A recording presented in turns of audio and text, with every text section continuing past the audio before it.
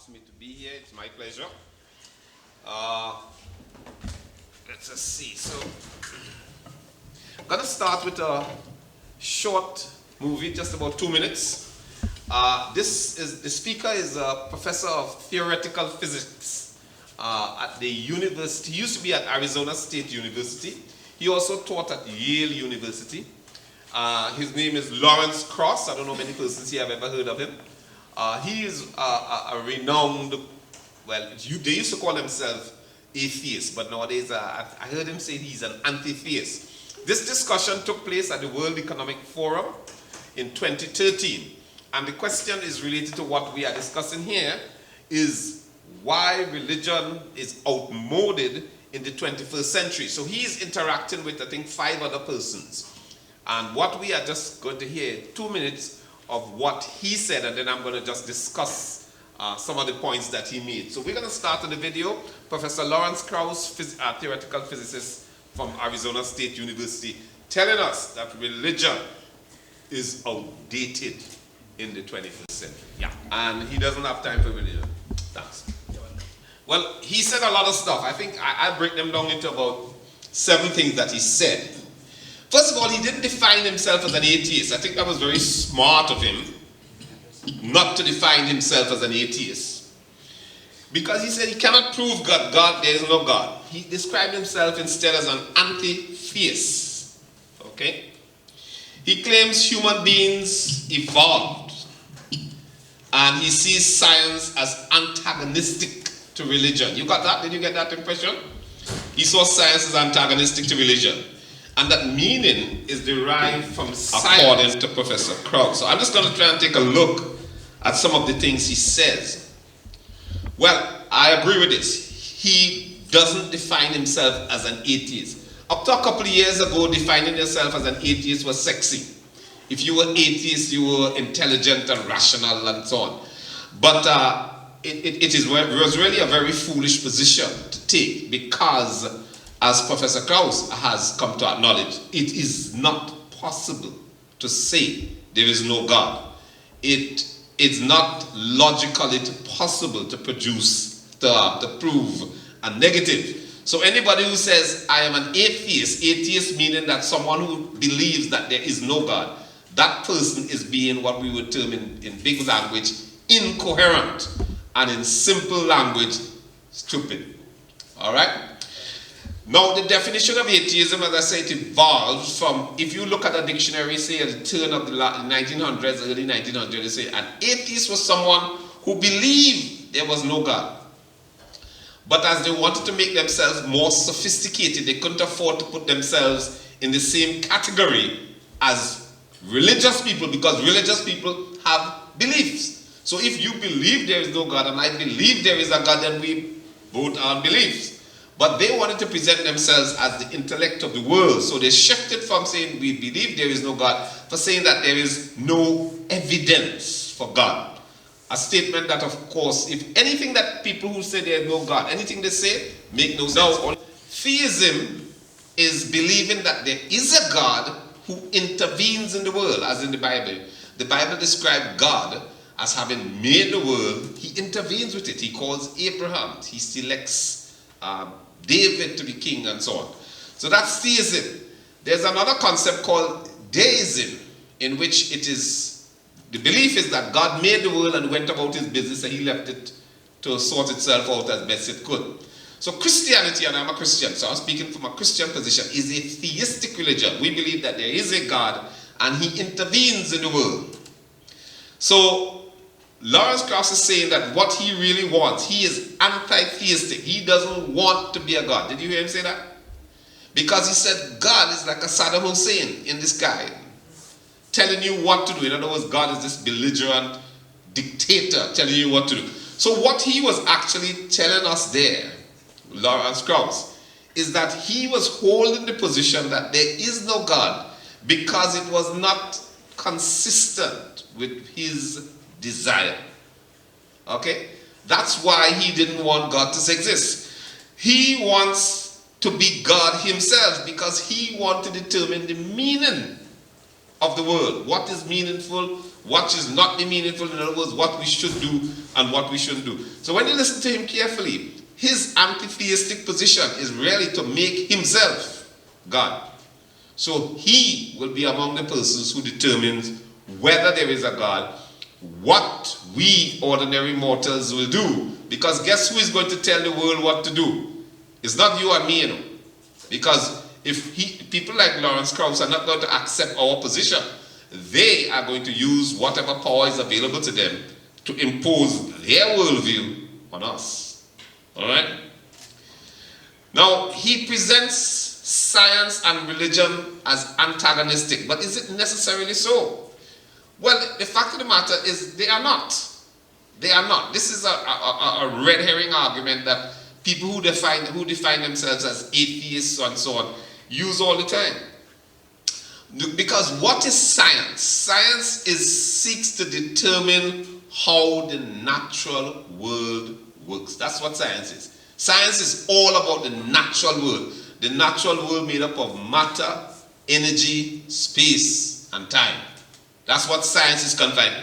Religion, on the other hand, seeks to establish relationships between God, who is beyond the natural world, and us. So if here we have Krauss saying, I cannot say whether there is a God, yes or no, but he is saying that we should not use religion because we must also make the same assumption he is making, that either there is no God or having such a God is not worth the while, so we don't need religion. So religion and science deal with completely different things. I am a religious person, but I'm also a scientist. All right? One can be both. They are not antagonistic and they are not mutually exclusive. That is a false argument. The other thing is that the scientific method, as I said, it deals specifically with the natural world, the physical. So by definition, the scientific method cannot directly access God. If God exists, there is no scientific experiment that you can do to confirm that God exists. That is impossible. Because God, by definition, is beyond the natural world. Now, one may get information from the natural world that would make you think on a forensic analysis that there is likely to be a God. But science can neither confirm nor exclude God directly. And that's a very important consideration. So when people say it's the 21st century and we have learned so much by science, we don't need God, it's a totally fallacious argument. You're dealing with two different things. It's like saying you eat every day so you don't need to drink any water. Or it's like saying that you walk on your feet so you also walk on your nose. They're two different things. They do different functions. All right. It's important to understand the scientific method. I just want to read it out here. It's empirical. You see highlighted means that it is done based on experiments. Okay? It's an empirical method of acquiring knowledge that has characterized the development of sciences at least the 17th century. It involves careful observation, applying rigorous skepticism about what is observed, given because cognitive assumptions can distort one impression. Like for example, I can go up, my name is Wes, and I can say, well, you know, I think all Wes are handsome. That's because I perceive myself to be so, but you may not agree. So you want to take off that kind of, you know, the personal impression and put science beyond those things. Because your assumptions can distort how you interpret observation, it involves formulating hypotheses via induction based on such observation, experimental and measurement-based and tested deductions. In other words, I'm just telling you this, there is a scientific method that involves coming up with some sort of hypothesis. All West are handsome. So how are you going to test that? You do a sample of all West. And if you find one West who is not handsome, then that theory, that hypothesis is debunked. And you have to come up with another hypothesis which you go back and test by experiment. Science is an excellent way of getting information. It has worked wonders. It has given us things like cell phone. But I want to repeat, science is about what? The natural world. It says nothing about the supernatural world, not directly, if such a world exists. So for him to present science and religion as antagonistic is not a correct way to discuss the matter. The fact of the matter is that science rose from Christianity, and there was a reason for that. It rose from Christianity because Christianity is a monotheistic religion. And Christians believed in a God who created order. The Bible says, its first verse, and the Spirit of God hovered over the water, and God said, and as God said things, order came. So from a disordered world, order came. And so Christians, started saying, well, look, if God is a God of order, then maybe we can understand the rules and the order that God constructed. So we can do experiments to find out what they are, which is precisely what they did. And the fact of the matter is that persons such as Isaac Newton, how many persons here have heard of Isaac Newton, Sir Isaac Newton? He was a Christian man, a deep Christian man. In fact, Newton probably wrote more on theology than he wrote on science. You might know that, but he didn't. And one of the reasons why monotheism, meaning that there is one God, influenced the development of science and looking for the order and the way God would create order, is because in polytheism, people who believe there are many gods, you have a God for the storm, a God for this, a God for the door. So there is no.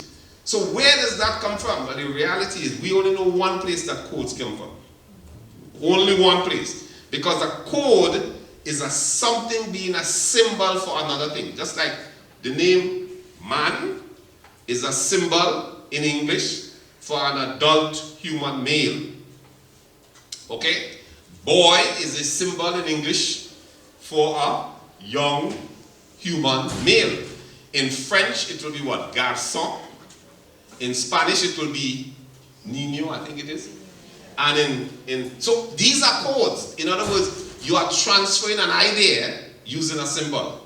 Well, life does exactly that. The DNA code, and that's, we're not going to go into that there, but I'm just showing you how complex that code is. Basically uses the same thing. It uses 3 out of 4 symbols to identify particular amino acids to be part of a very large protein chain and so on. And the whole thing is way beyond anything that we can imagine. The thing is there a shred, I'm asking about a shred, a scintilla, a point, the smallest bit of evidence that this can occur by itself, based on the laws of physics? There's not a shred of evidence. None whatsoever. So anybody who comes and say, life came out of chemicals, biology came out of chemicals, there is no scientific proof of that. That is pure belief. The other thing that we hear about is that life started and evolved. You heard this guy say that we evolved. I put it to you. Let me just put something to you. There is not a shred of evidence, none whatsoever, that an evolutionary process, meaning just random changes in the codes in an organism, could give rise to a new organ. In other words, we have never zero evidence. That is all extrapolation. There is no proof of it. All right? So, science can help us to say that, listen, it is likely that what we are seeing is the result of a great intellect. But one of the big things that we don't appreciate, and that is people feel that atheism or having a system where there is no God remains exactly the same as if there were a God, but just that people now run the show. You see, this is what Lawrence Krauss wants, okay? That he doesn't want there to be any God. He's an anti-theist. So he's going to say, we human beings find meaning, and of course the meaning that the powerful like would be the meaning that everybody else would better like, otherwise they will cut off your head. All right? But that is not true. If there is no God, and if human beings are completely made of matter, we cannot have free will. I'll tell you why. We are made of what? Millions and millions and billions and trillions of atoms. Okay? Let's just say that's a fact. Now, does one atom have the free will to make a choice, or is it what it does determined by the laws of physics? What it does is determined by the laws of physics. Suppose you put 10 atoms together. Will they now have free will, or are they still determined by the laws of physics? Still determined by the laws of physics. Suppose you put 1 billion atoms together. Will they now have free will, or will they, what they do, be still determined by the laws of physics? It will still be determined by the laws of physics. The fact of the matter is, if there is no God to give us some other component, whatever that component is, that is not controlled completely by the way the laws of physics control matter, we cannot have free will. We may look as though we're doing things with free will, but we cannot. It's impossible. We will have no more free will than the moon has going around the earth, or the earth has going around the sun. We will just be doing more complex things. But if we have no free will, there are some important things to draw from that. If we have no free will, we cannot reason. How could we reason? Because the reason is to make choice. And how can you make choices if you have no free will? The other thing is, if you have no free will, how can you be moral? Morality is about what you ought to do. And if you have no free will, there is no you to determine what you ought to do. What you do is fully determined by the laws of physics acting on the atoms in your brain or wherever else. So anything you do is not you doing it. In fact, there is no you in there. It is just the laws of physics causing you to behave in a particular way. So if there is no God to give us a component that is not material, we cannot have free will, we cannot reason, there can be no morality, because morality, as I said, is what ought to be done. But what ought to be done to matter? You can throw a rock in the sea, you can throw a human being in the sea. What's the difference? Why should there be a difference? Now, people like Lawrence Krauss want to give you an illusion that you can make a difference, but that's pure illusion. There is no real objective right or wrong. Things simply are. So, if we were to go into the 21st century and say God is outdated, we would be arguing that all that science has told us about things like the origin of the universe and the nature of living organisms is irrelevant. But we have seen, the fact of the matter is that science and religion are not antagonistic, they are synergistic. Okay? Scientific discoveries substantiate the existence of a dimension beyond our plane of existence, because it says that the codes in our body and in the trees, there is no known law of physics that can produce those codes. The only thing that can produce codes is an intellect. It suggests that there is a great intellect beyond us that is responsible for it. And there are lots of other proofs which you can't go into now. And one of the important things, without God, we cannot have free will. And without free will, no morality, no law. So in the 21st century without God, here what you would have: rejection of scientific orthodoxy, no free will. We'll be fully determined. Everything we do is basically the laws of physics. How you could blame somebody if what they did is they have no control over? We'll have no ability to reason. There will be no basis for morality, because on how do you determine what is good and what is bad if things simply are? And there's also no basis for being moral, because we cannot determine what we do. We are fully determined. It's really, when I do this, is the laws of physics making me do that? There's no me inside there. And there'll be no philosophical basis for law and order. Listen, being anti-theistic is nonsense. All right? The Bible is one of the greatest books. Not one of them, it is the greatest.